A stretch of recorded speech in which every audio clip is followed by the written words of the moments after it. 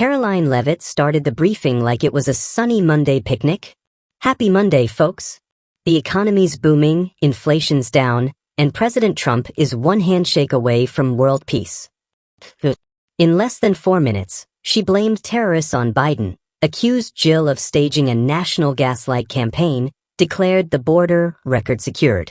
Just take a listen. I just want to say happy Monday. The weather is beautiful. We have another very busy week here at the White House, as you know. The Chancellor of Germany will be here later this week on Thursday for a visit with the President. The President will also be holding a roundtable with law enforcement later this week as well. Today he is packed with meetings and calls on all of the challenges our country faces, but there's a lot of good news on the economic front as well. You see the inflation report. Inflation is down. We saw a report this morning showing that incomes are up.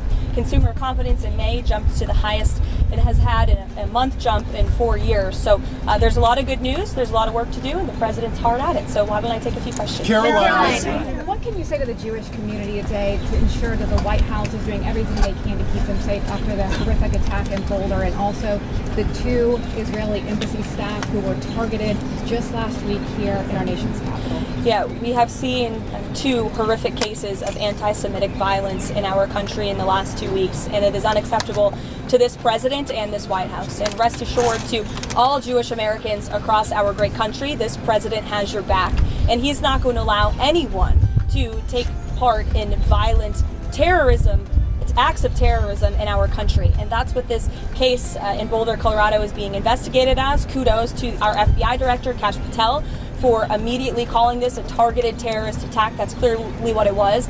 But I'd also like to point out that this administration has done more than any administration to curb this violence and to curb illegal immigration. We secured our border in record time, but we're also tightening up our visa process and our legal immigration process. And we know that this individual, this terrorist, was allowed into this country by the previous administration, was foolishly given a tourism visa, and then was illegally allowed to stay. These individuals are going to be deported, and we're not going to tolerate such violence in our country. Karoline, last week you told me that Donald Trump was waiting until the talks between Russia and Ukraine today in order to make a judgment on whether or not Vladimir Putin wanted peace. Those talks have happened. Where does he stand, and is he willing to impose additional sanctions? I'll let the President speak on that.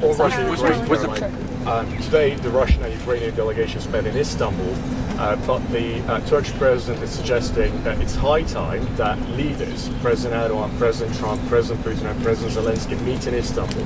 Is that something that President Trump would support and would be partaking? Well, the President has said he's open to it if it comes to that, but he wants both of these leaders and both sides to sit down at the table together. And we saw them do that at the urging of President Trump today. But as for how the President feels about those talks and what took place there, I'll let him speak on that. What's the President's reaction to that Ukrainian drone attack, stunning drone attack on Russian air bases? I'm sure he saw that. What's his reaction? Well, look, the reaction is this war needs to come to an end. And this war has been brutal from both sides. Too many people have died. And the President wants this war to end at the negotiating table. And he's made that very clear to both leaders, both publicly and privately. Are the trade negotiations still ongoing after last week's pause? And how are the negotiations with the European Union to avoid that 50% tariff? Well, the European Union came to the table thanks to President Trump's threat of tariffs. And now we are seeing that they are negotiating in good faith with our delegation. So we remain hopeful and optimistic that a deal can be struck with the European Union. As you know,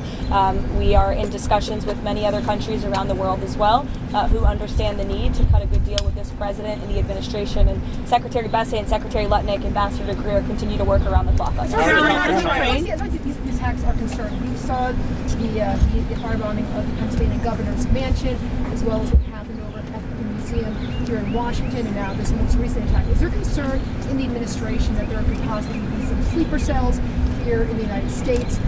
What type of pattern is the administration looking at as far as terrorist cells? Well, there's certainly a concern that the previous administration allowed way too many terrorists and illegal immigrants into the interior of our country. And that's why the Department of Homeland Security is working overtime to arrest, detain, and deport as many illegal criminals and terrorists that we can in the United States of America. And any act of violence will be prosecuted to the fullest extent of the law. President Trump has talked about wanting to meet the President Xi for a long time. Kevin Hassett over the weekend previewed a possible conversation between the 2 of them, including possibly this week. Has that call been scheduled, and what is the President hoping to get out of that call with President Xi? To the cameras. Well, sure. She asked about the potential call with President Xi. I can confirm that the two leaders will likely talk this week. And as always, when there are foreign leader calls, we will provide a readout of those calls. And before anyone could fact-check her, she ran away like she just heard The View was calling.